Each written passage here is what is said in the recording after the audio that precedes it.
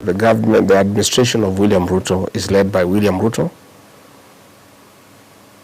implemented by William Ruto, oversighted by William Ruto. Everything revolves around him. We're just there. Okay. And, nothing anybody can do. That is why you find out of the 22 ministers who were appointed in the first government, 13 have been shown the door, yet nothing has changed. Because they are not the problem. The problem is one, the common denominator. Because how do you explain? Deputy President removed, replaced, nothing has changed. Attorney General removed, nothing has changed. Minister for Internal Security changed, nothing has changed. Minister for Finance changed, nothing has changed. Minister for Health changed 3 times, the health system are still not working. How do you explain what is Kenya's problem? Because if the Susan Nakumisha was a problem in the Ministry of Health, when she was changed and Deborah brought, they would have been changed. Deborah has been changed and Aden Duale has been brought, nothing has changed. Yeah? Professor Ndongo was removed as Cabinet Secretary for National Treasury. John Buddy has been brought, nothing has changed. Yeah? Professor Kindiki left Interior, Kipchumba Murkomen has come, crime is even worse. All these people who have been changed, it's a game of musical chairs. But the problem is not these ministers. The problem is the president, because he does everything in this country.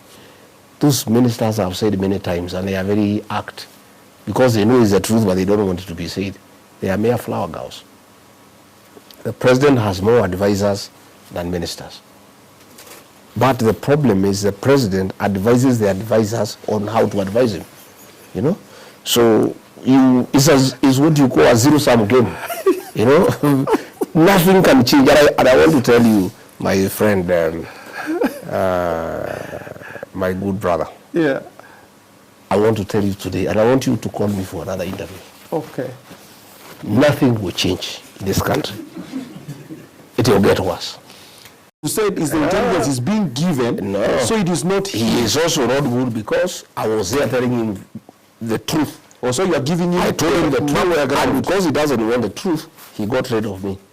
He doesn't want the truth. So got rid of you because you're going to. I told him the truth. I told him finance bill, it cannot work. I said, stop abduction, Mr. President. Stop killing young people. So issue was not like you're planning to kill him. See, the story is you're planning to kill him. You know, there are lies that he would give. How do you kill a president? That man is heavily guarded. And if I had planned to kill him, I would have been arrested and taken to prison. Sure. You know, even lying requires a bit of intelligence. you know, Mwai Kibaki, sometimes in 1988, when there was Mololongo here in the area, he was rigged. And he said even the rigging requires a bit of intelligence. Yeah. Please, William Ruto, Kipchumba Murkomen, even lying requires some little bit of intelligence. You know, don't just lie to Kenyans when they can see you are lying to them. How do you lie when you are with a visiting president? On TV, you lie to the people of Kenya, looking at them without blinking, that all the people who have been abducted have been related with their families, when you know it's a lie. You know? Do you think he knows that he's lying sometimes? No, he knows. He knows. From I think what has happened, by the way, William Ruto has lied so much that he believes in his own lies. You know, sometimes I even wonder whether his real name is William Ruto. Sometimes I have no doubt.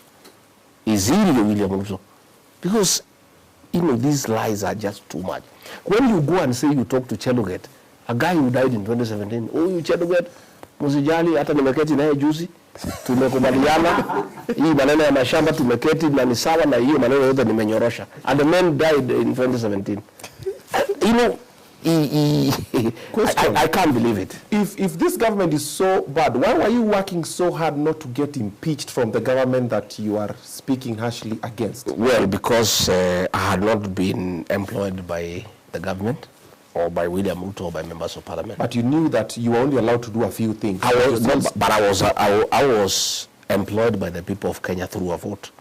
Only them could fire me. I needed to stay inside so that I can try to correct things from inside. But you still couldn't because you were... No, I stopped. In my own small way, I stopped many things. Yeah, there are many things I would say no. And that is why he could not stand me. He got irritated because I was asking questions. In cabinet, I'm the only man who could say, no, this is wrong.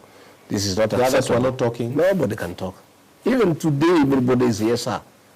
And that's what he wanted.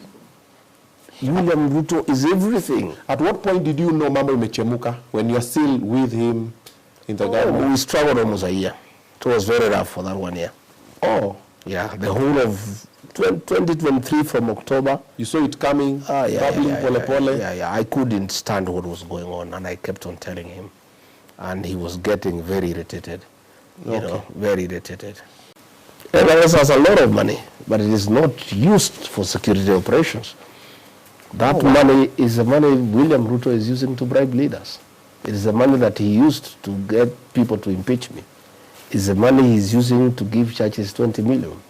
It is the money he's using for these empowerment programs. MPs are all over giving 10 million every day.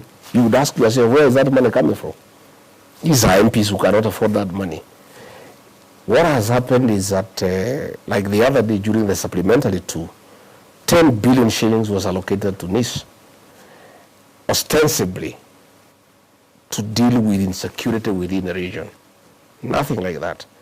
All that money, because it's not accounted, there is no way you account that money, is given to NIS, withdrawn in cash and given to William Ruto for politics. The last time he was here in the mountain, he used over 1 billion shillings.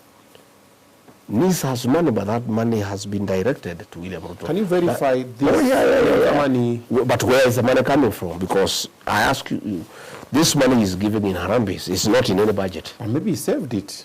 How? His salary is known. No, not salary, farming, business, other businesses. No. What farming is that? We are all in farming. What kind of farming that would generate 100 million every week? You know?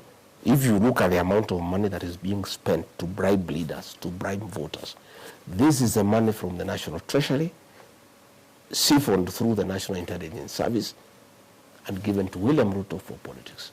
And there is nothing else going on in the country, by the way. Exchequer issues are a problem. We don't collect enough money every week.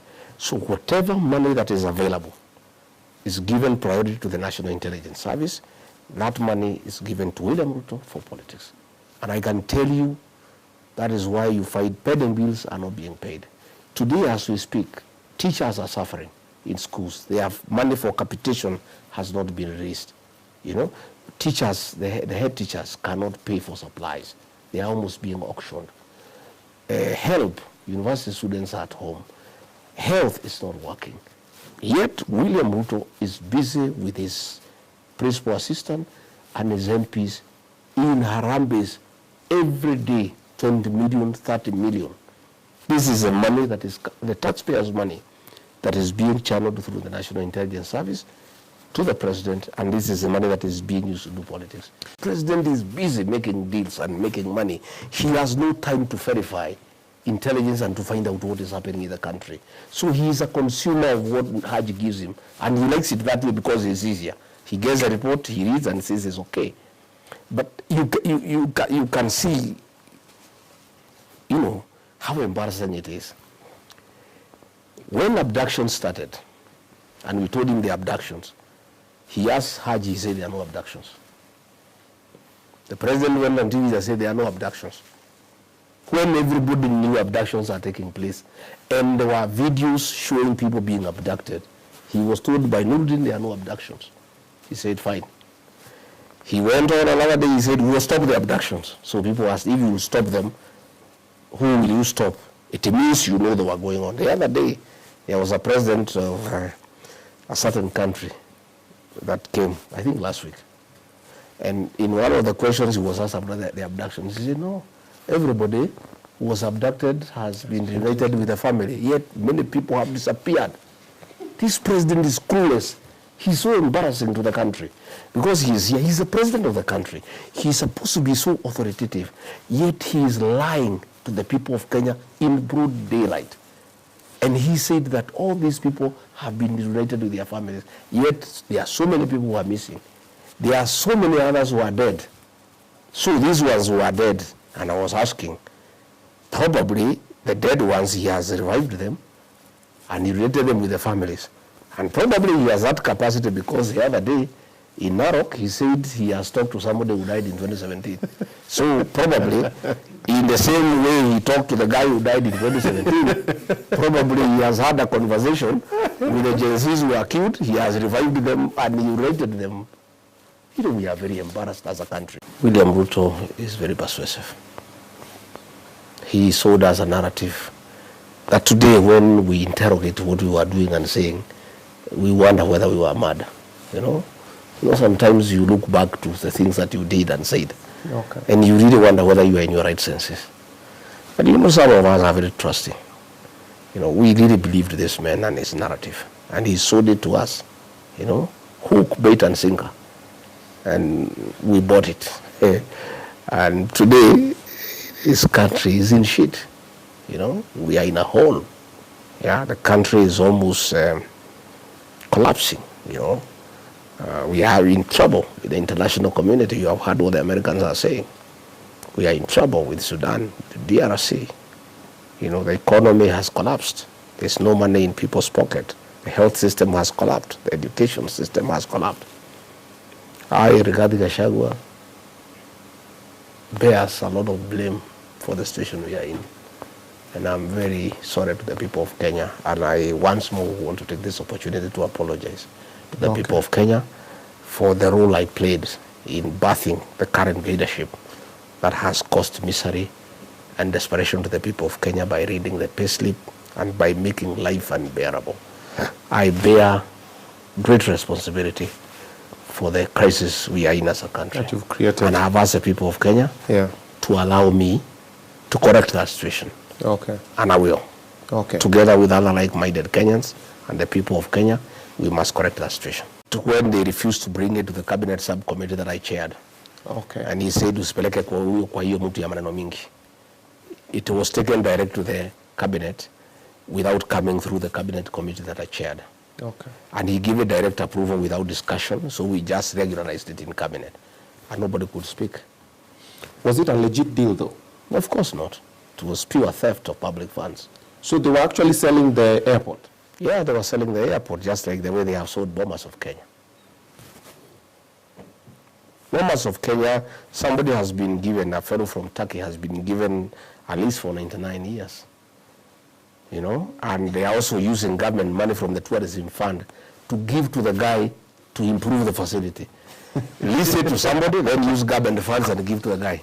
It's pure theft. You know, Kenya now is a criminal enterprise. In fact, Statehouse is a scene of crime. For practical purposes. Hii ni serikali tu ya ukora na biashara. And I can tell you, in another 2 years, if things go the way they are going, there will be no country. You know? Watauza country? Oh, they'll sell everything. There's a story that the title deed for the office of the president is missing. You saw the story? I saw the story. I wouldn't be surprised. I wouldn't be surprised. These people have appetite for land and buildings, you know, serious appetite. And I don't even know how much land they want. The other day they took land for IDPs in Davivi. The president has taken over. He's now growing wheat in that farm. That farm was for IDPs. Like the president is growing his own? He has taken over that land in Davivi. 5,000 acres, land that was meant for IDPs. He has grabbed it by force. And nobody can ask any question. If you go to that area in Narok, the land would by the 6,000 acres, where 5 people were shot dead the other day, he has taken that land. It's in public domain. We have the information. Land from his own kinsmen, the Kipsigis, he's taken that land, you know. But my question is, here I'm only 3 acres. It's even too much, the land that I have here. What does he want to do with all this land? There is a serious appetite for public land, you know.